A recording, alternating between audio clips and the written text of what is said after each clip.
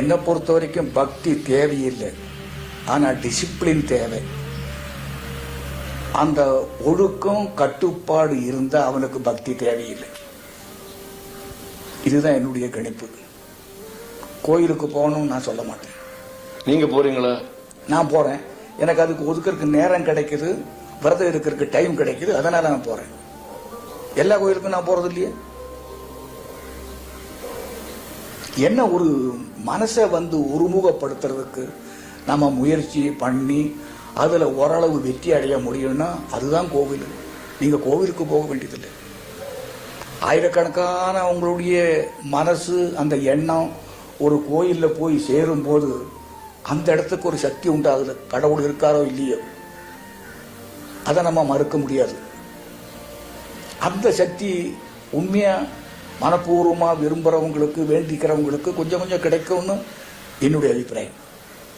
கடவுள் இருக்கிறாரோ இல்லையோ, ஏன்னா மனுஷனுடைய மனசுக்கு ஒரு இது இருக்குல்ல, பலம் இருக்குல்ல.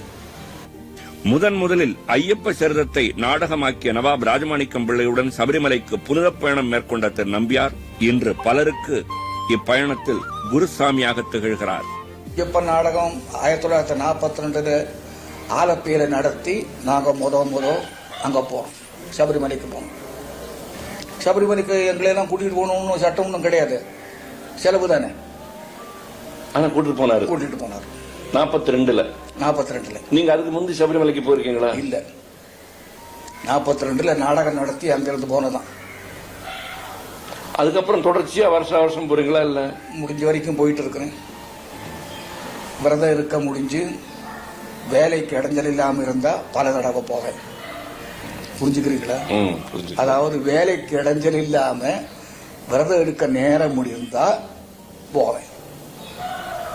இப்ப அப்படி எத்தனை தடவை நீங்க சபரிமலைக்கு போயிருக்கீங்க? நான் கணக்கு வச்சுக்கிறது இல்லை. ஏன்னா சபரிமலைக்கு போறதுனால ஒரு தனித்த முறையில் ஏதாவது ஒரு பேரோ புகழோ எனக்கு இருக்கிறதாகவோ அது இருக்கணும்னோ நான் நினைக்கிறது இல்லை. ஏன்னா அங்க போகாதவங்களே என்னை விட நல்லவங்க நிறைய இருக்கிறாங்க.